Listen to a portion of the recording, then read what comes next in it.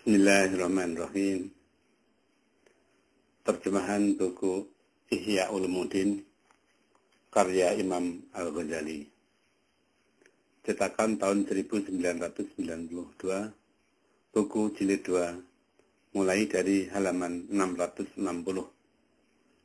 Kitab Halal dan Haram, bab ke-6. Kelanjutan dari sebelumnya. Hal yang kedua, bahwa masuk padanya sultan yang zalim dan mengunjunginya, maka menjawab salamnya adalah tak boleh tidak. Adapun berdiri dan memuliakannya, maka tidaklah haram, sebagai timbalan di atas kemuliaan dan yang diberikannya dengan kunjungannya itu. Karena dengan memuliakan ilmu dan agama adalah berhak untuk pujian, sebagaimana dengan kezaliman adalah berhak untuk dijauhkan. Maka memuliakan dibalas dengan memuliakan dan dengan jawab salam.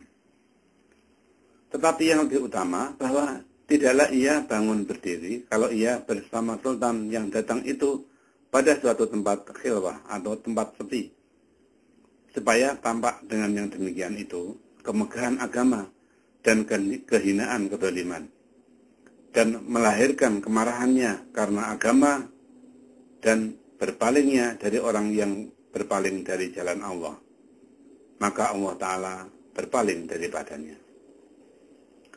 Dan kalau sultan yang masuk kepadanya berada dalam suatu kumpulan manusia ramai, maka menjaga malunya orang-orang yang mempunyai wilayah di antara rakyat banyak adalah penting. Maka tiada mengapa bangun berdiri di atas niat yang tadi. Tiada mendatangkan kerusakan pada rakyat dan tidak memperoleh siksaan dari kemarahannya, maka meninggalkan pemuliaan dengan bangun berdiri adalah lebih utama. Kemudian setelah terjadi pertemuan, wajiblah menasihatinya, dan kalau sultan itu mengerjakan apa yang tiada diketahuinya haram, dan ia menganggap dan ia mengharap akan meninggalkannya apabila ia telah tahu, maka hendaklah diberitahukan yang demikian kepadanya. Dan yang demikian itu adalah wajib. Adapun menyebutkan haram apa yang telah diketahuinya haram tentang berlebih-lebihan dan kezaliman, maka tak adalah faedah padanya. Tetapi haruslah ia mempertakutkan sultan itu mengenai apa yang dikerjakannya daripada segala maksiat, manakala telah berat dugaannya bahwa mempertakutkan itu membekas padanya. Dan haruslah ia menunjukkan kepada jalan kemuslihatan, jikalau ia mengetahui jalan kepada yang sesuaian dengan agama, di mana berhasillah maksud dari orang yang zalim itu tanpa maksiat, untuk mencegah dengan yang demikian daripada sampai kepada maksudnya dengan kezaliman. Jadi, wajiblah ia memperkenalkan tempat kebodohannya itu dan mempertakutkan tentang apa yang berani ia mengerjakannya, dan menunjukkan kepada apa yang lalai daripadanya dari hal-hal yang tidak memerlukan kepada kezaliman. Maka ini 3 hal yang harus diperbuatnya apabila ia mengharap pada kata-katanya itu membekas. Dan juga yang demikian itu adalah harus atas tiap-tiap orang yang kebetulan masuk ke tempat sultan dengan suatu hal yang membolehkan, atau uzur atau tidak. Dari Muhammad bin Saleh yang mengatakan, adalah aku pada helai tikar. Ia duduk padanya dan sebuah mushaf atau kitab suci Al-Quran yang dibacanya dengan sebuah bungkusan yang di dalamnya ilmunya dan sebuah tempat bersuci, di mana ia mengambil wudu daripadanya. Maka ketika saya padanya, tiba-tiba ada orang yang mengetuk pintu di luar, yaitu Muhammad bin Sulaiman. Lalu diizinkan ia masuk. Maka ia masuk dan duduk di hadapan Hamad bin Sulaiman, berkata kepada Hamad bin Salmah, "Mengapakah aku? Apabila melihat engkau, maka penuhlah ketakutan kepada engkau." Hamad menjawab, karena Nabi SAW bersabda, sesungguhnya orang yang berilmu atau orang alim apabila ia menghendaki dengan ilmunya itu akan wajah Allah, niscaya takutlah kepadanya segala sesuatu. Dan kalau ia menghendaki akan memenuhkan gudang dengan ilmunya itu, niscaya takutlah ia dari tiap-tiap sesuatu. Kemudian Hamad memberikan kepada Muhammad bin Sulaiman uang sebanyak 40.000 dirham, seraya berkata, engkau ambil uang ini dan engkau memperoleh pertolongan dengan dia. Muhammad bin Sulaiman menjawab, akan aku kembalikan uang ini kepada orang yang engkau aniaya dengan uang ini. Maka Hamad menjawab, demi Allah, tiadalah aku berikan kepadamu selain daripada apa yang aku pusakai. Muhammad bin Sulaiman menyambung, aku tiada memerlukan uang ini bagiku. Hamad bin Sulaiman menjawab, ambillah uang ini dan bagikanlah. Lalu Muhammad bin Sulaiman menjawab, mudah-mudahan jikalau aku adil dalam membagi-bagikannya, maka aku takut dikatakan oleh sebagian orang yang tiada memperoleh daripadanya, bahwa ia tidak adil pada membagikan yang demikian. Maka berdosalah orang itu, di mana orang-orang lain memperoleh uang itu daripadaku. Hal yang ketiga, bahwa ia mengasingkan diri dari sultan-sultan. Maka tidaklah ia melihat mereka dan mereka tidak melihatnya. Dan itu adalah wajib karena tidak ada keselamatan selain daripada yang demikian. Maka haruslah ia berkeyakinan akan kemarahan orang banyak atas kezaliman mereka dan tidak menyukai kekalahan mereka, tidak memujikan mereka, tidak menanyakan kabar tentang keadaan mereka, tidak mendekati orang-orang yang berhubungan dengan mereka, dan tidak menaruh kesedihan terhadap apa yang hilang disebabkan berpisah dengan mereka. Yang demikian itu apabila terguris di dalam hatinya keadaan mereka.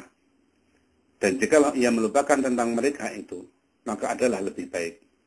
Dan apabila terguris di hatinya akan kesenangan mereka, maka hendaklah mengingati akan apa yang diucapkan oleh Hatim Al-Asam. Sesungguhnya antaraku dan raja-raja itu adalah 1 hari saja. Adapun kemarin, maka tidaklah mereka memperoleh kelezatannya. Dan sesungguhnya aku dan mereka pada hari esok adalah pada ketinggian dan kemuliaan. Dan sesungguhnya dia adalah hari ini dan apa yang diharap ada pada hari ini. Dan mengingati akan apa yang diucapkan oleh Abu Darda, karena beliau mengucapkan, orang-orang yang berharta itu makan dan kita pun makan. Mereka itu minum dan kita pun minum.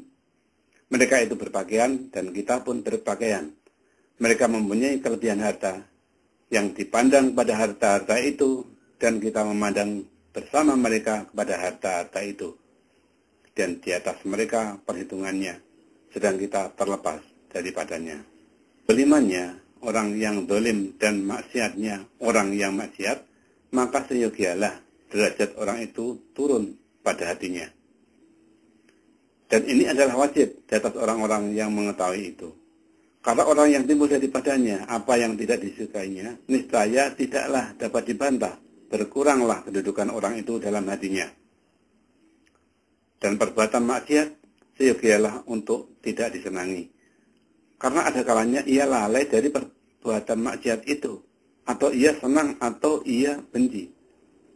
Dan tidak adalah kelalaian serta mengetahuinya, dan tiada jalan untuk disenangi kemaksiatan itu.